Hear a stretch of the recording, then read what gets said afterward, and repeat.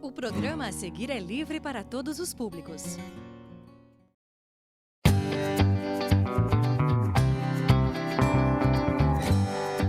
Olá, crianças! Tudo bem com vocês?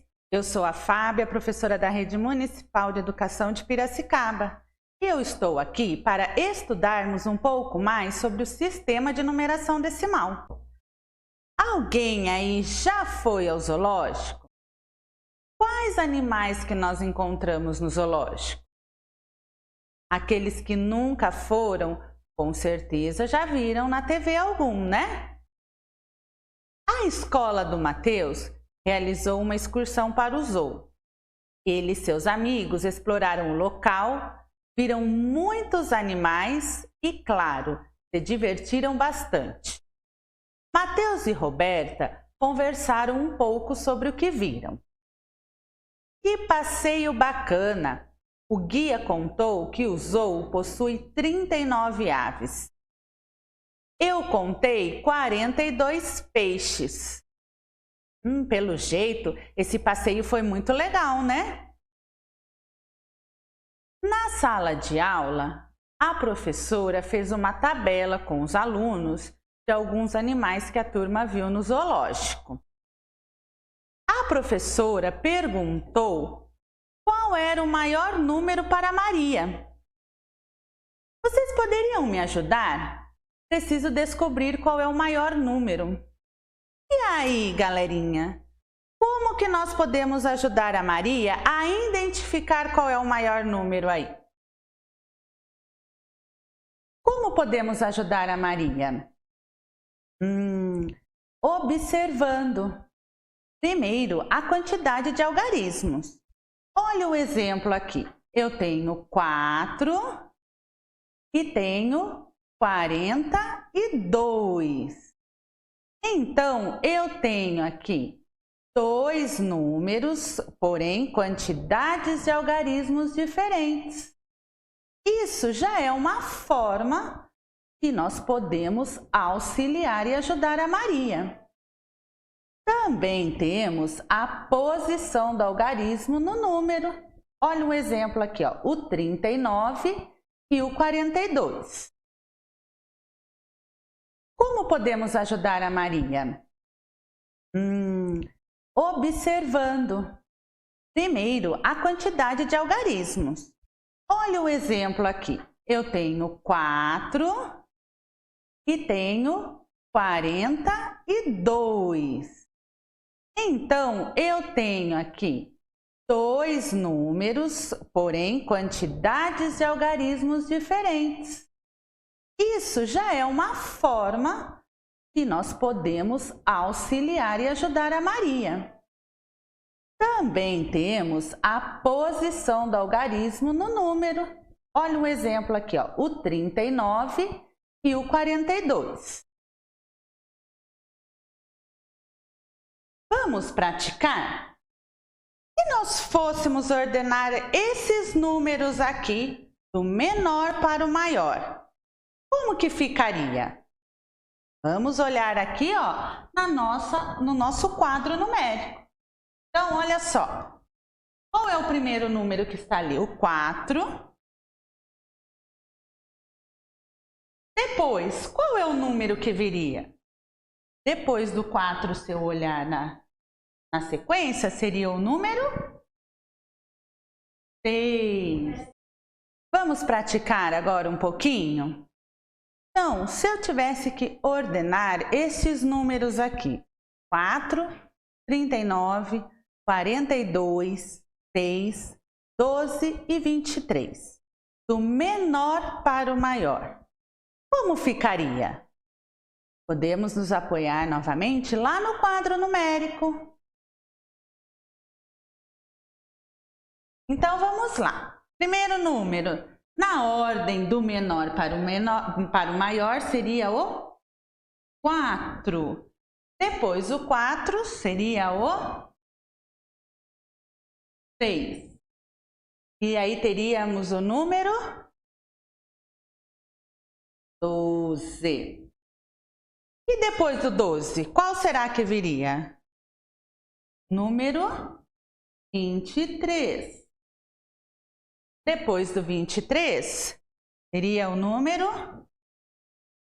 39. E depois do 39, teríamos o número 42. Veja aí como vai ficar. Então, ficou 4, 6, 12, 23, 39 e 42. Nós conseguimos ordenar esse número do menor para o maior. Agora chegou a sua vez. Pegue aí o seu caderno, o seu lápis, a borracha e vamos lá. Quero que vocês ordenem esses números do menor para o maior. 95, 27, 30, 83, 100, 47, 88, 49 e 5. Vamos lá! Chegamos ao fim desta aula. Eu espero que vocês tenham gostado, que vocês pratiquem e levem lá na sala de aula também para a professora, viu?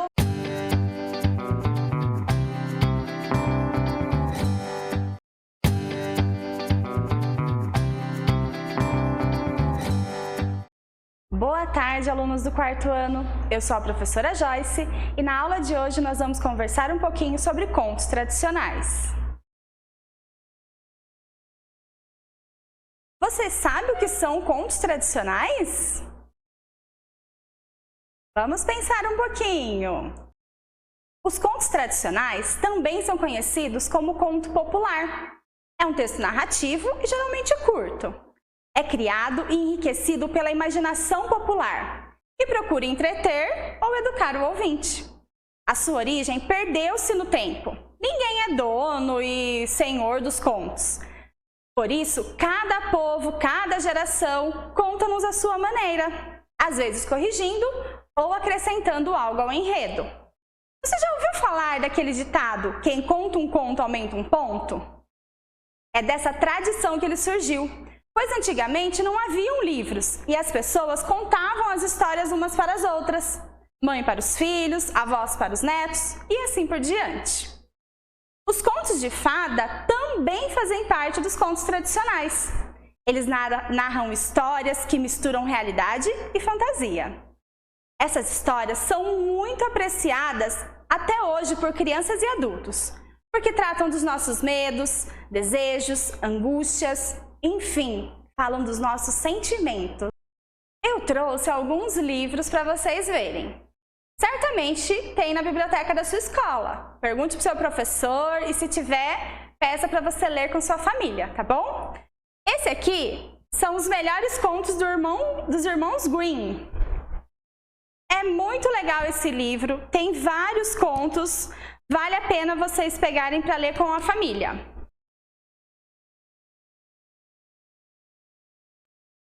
Esse outro livro aqui, ó, A Pequena Vendedora de Fósforo. É lindo esse conto.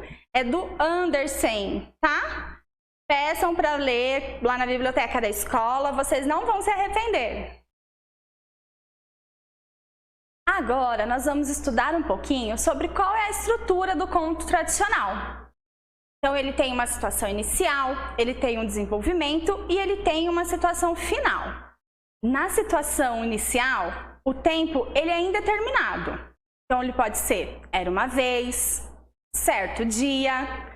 Nós não sabemos quando realmente aconteceu essa história.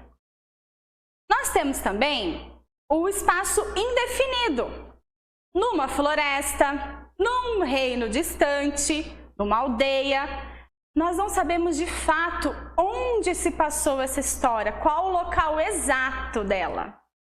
E o número dos personagens é reduzido. Vamos ver o exemplo de algumas histórias. Olha lá, é Cinderela. Então nós temos a Cinderela, a madrasta, o príncipe, a fada madrinha e alguns animais.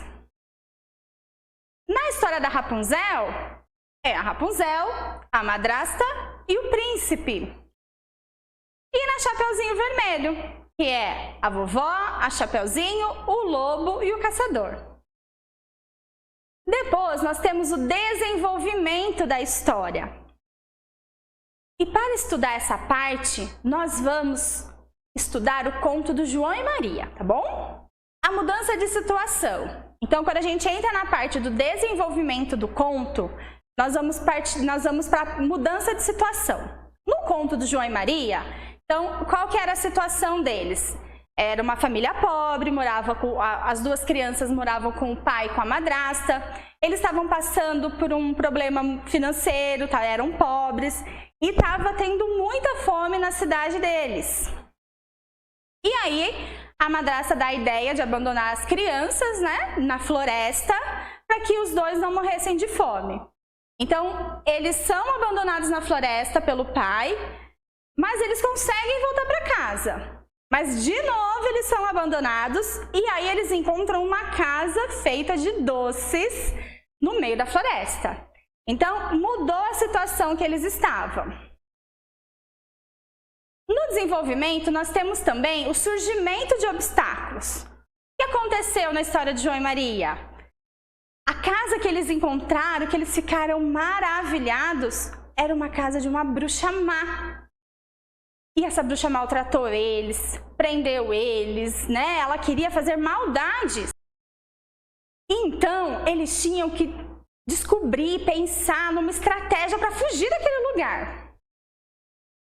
E aí vem a resolução do problema. Eles conseguiram enganar a bruxa e fugiram da casa.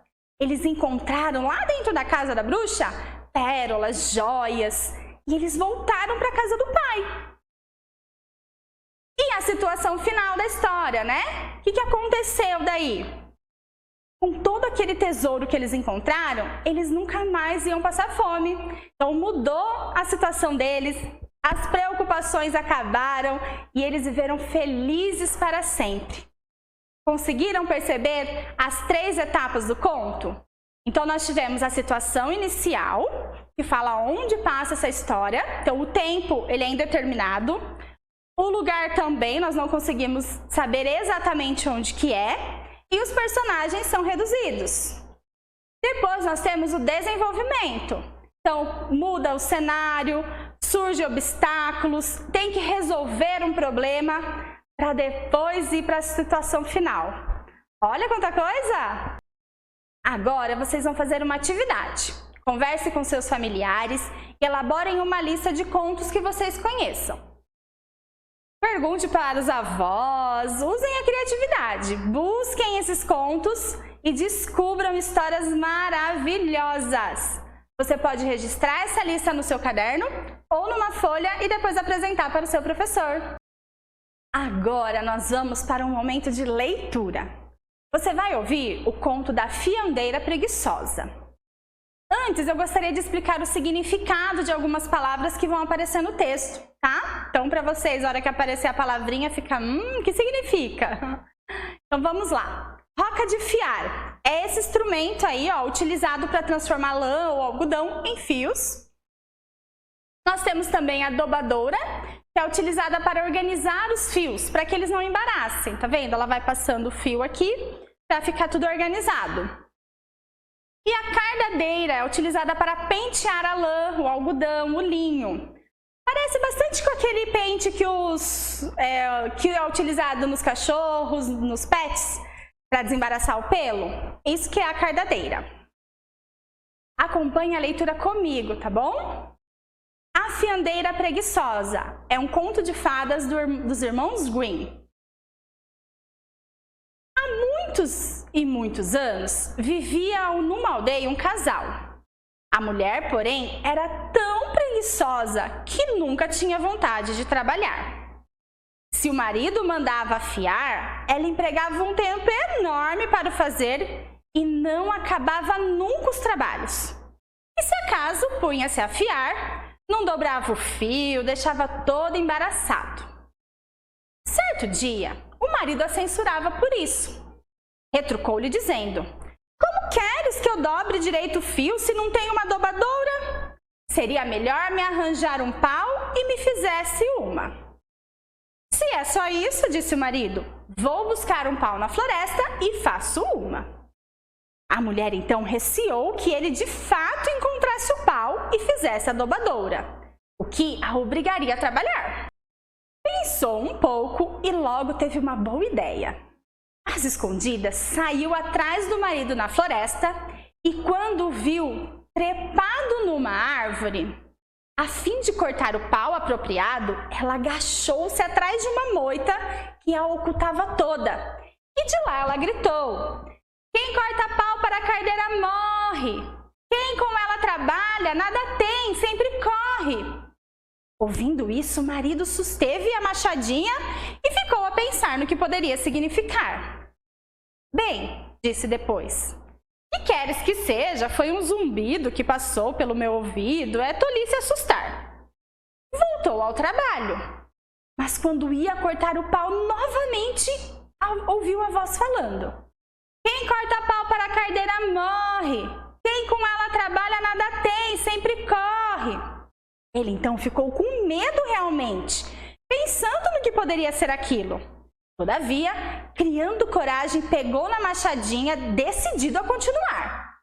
E pela terceira vez, quando ia desferir o golpe, a voz tornou a gritar: quem corta pau para a cardadeira morre.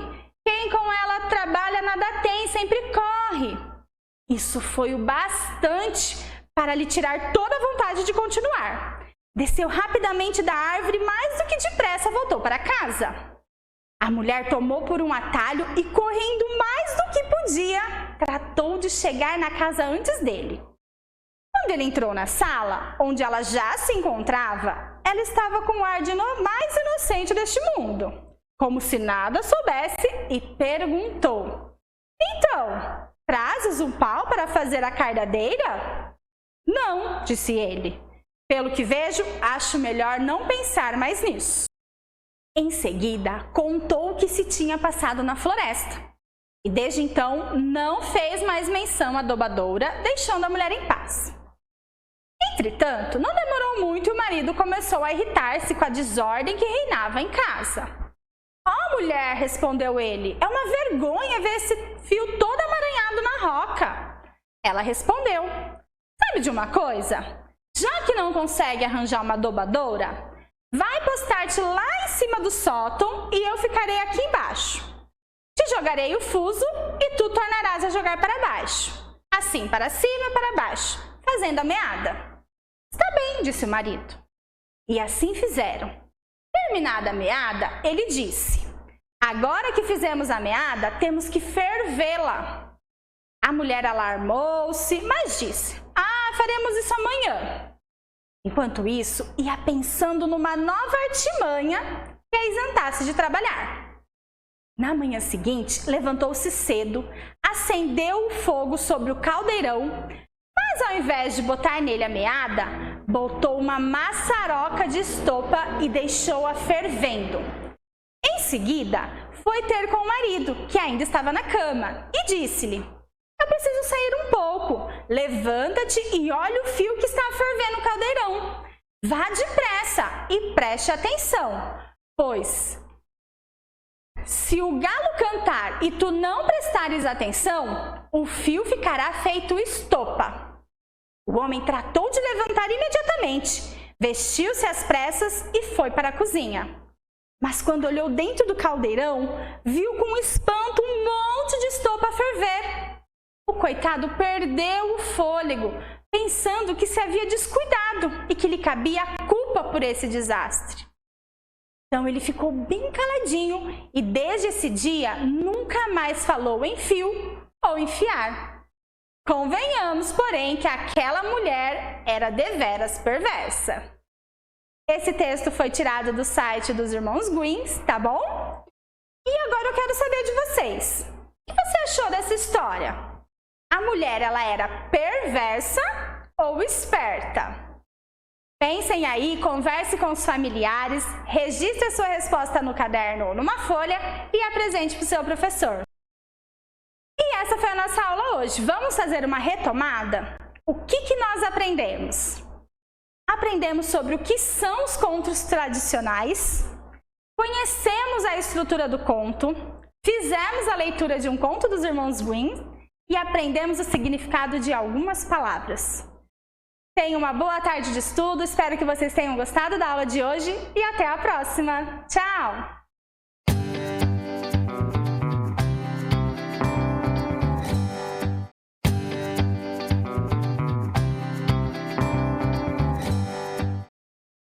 Olá, crianças, tudo bem com vocês? Eu sou a professora Fabiana e hoje vou conversar um pouquinho com os quintos anos sobre verbetes. Vamos lá? Possivelmente vocês já estudaram sobre verbetes nos anos anteriores, não é mesmo? E agora é hora de retomar, vamos lá? Vou fazer duas perguntinhas para vocês. Primeira pergunta: como você faz quando quer descobrir o significado de uma palavra ou de algo? Segunda: onde você busca essas informações? Deixa eu pensar. Dá um Google? Eu acertei? Agora observem as imagens. A primeira imagem representa como você se vê fazendo uma pesquisa. E a segunda representa a forma como seu avô se via nessa situação. Será que é isso mesmo? Vamos pensar agora na escola do passado. Como se descobriu o significado das palavras, dos termos, conceitos? Como se buscava mais informações sobre um tema? Quais eram os recursos disponíveis? Pense um pouquinho. Como se descobria o significado das palavras, termos, conceitos? Como se buscava mais informações sobre um tema? Quais eram os recursos disponíveis? Vejamos as imagens. O que aparece nelas? Podemos perceber que as imagens são de enciclopédias e dicionários, certo? Mas vocês sabem para que servem as enciclopédias e os dicionários? Em que situações costumamos usá-las? O conhecimento científico foi por muito tempo limitado e restrito a poucas pessoas. A organização da enciclopédia foi uma das primeiras tentativas da união dos conhecimentos de diversas áreas, de uma forma simples e breve, com o intuito de divulgação para o público leigo. No passado, a busca pelo conhecimento restringia-se a fontes disponibilizadas pelas bibliotecas, pois se constituía uma única fonte de informação. O acervo era reduzido e pouco diversificado. Nessa época, não existia infinidade de informações, de recursos que nós temos hoje. Os estudantes, eles costumavam ir até as bibliotecas das cidades para fazerem suas pesquisas. Os livros, as enciclopédias eram muito grandes e eram necessários fazer resumos. Os registros eram todos feitos à mão, imaginem só. Agora, nós vamos analisar a escola do século XXI. Então, vamos pensar um pouquinho nos dias de hoje, né? Como os leitores fazem quando querem descobrir o sentido de uma palavra ou saber mais a respeito de algum termo? O que mudou com o passar do tempo? Se nós formos pensar, hoje nós temos o recurso da internet, que chegou para inovar e transformar a era digital. Um exemplo muito presente em nossas vidas é a nossa vivência na escola atualmente. Ao longo da história, a escola foi adaptando-se às novas tecnologias. No primeiro momento, a educação informal era baseada em aulas expositivas, com enfoque no discurso do professor. Diante do contexto globalizado e cada vez mais automatizado, podemos destacar a tecnologia da informação voltada para a educação, que vem ganhando espaço na realidade educacional brasileira e está presente nas salas de aula em todos os níveis de ensino. O mundo da informática passou a ser um instrumento de trabalho e uma fonte metodológica de ensino. Também podemos citar o hipertexto, onde a informação não é linear, pois o aluno tem a liberdade de escolher vários caminhos de pesquisa por meio dos links, ou seja, é possível ampliar as informações sobre determinado tema. Mas a grande questão é: isso muda o que é um verbete? Muda as características do gênero? O que vocês acham? A resposta é não. Quando pensamos na escola do passado e na escola do século XXI, se observarmos bem, o que mudou foram os recursos, certo? E essa transformação se dá em virtude dos avanços tecnológicos. Vamos aos conteúdos de verbetes. Divulgação de informações científicas, que se deu inicialmente por meio dos dicionários, com a definição das palavras e posteriormente as enciclopédias que possibilitaram relacionar mais termos e conceitos. E por fim as versões online atualmente, Hoje em dia nós temos uma importante... Eu pus o papel na frente, não consegui ler. É porque não é tudo que eu tenho no papel que eu tenho aqui no slide.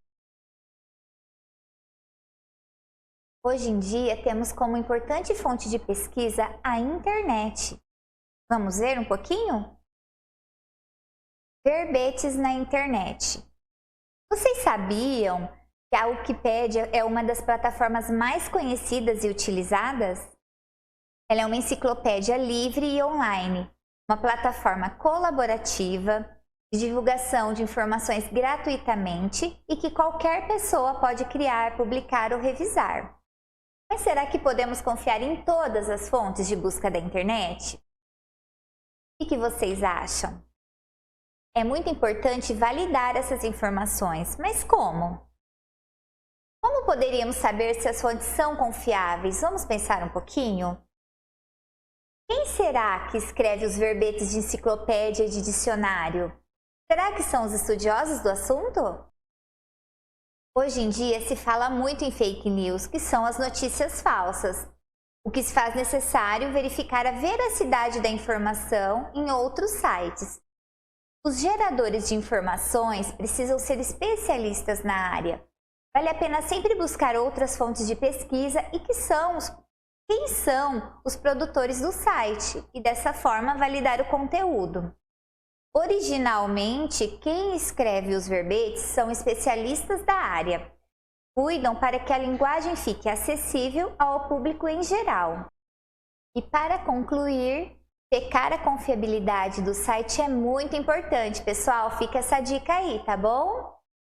Agora é a vez de vocês que estão aí em casa. A partir do que aprendemos na aula de hoje, elaborem uma definição para o gênero verbete. Qual é o gênero textual que tem a função de conceituar termos? Explique com as suas palavras. Anotem em seus cadernos para futuras pesquisas sobre o assunto. Tchau, pessoal, e nos vemos na próxima aula!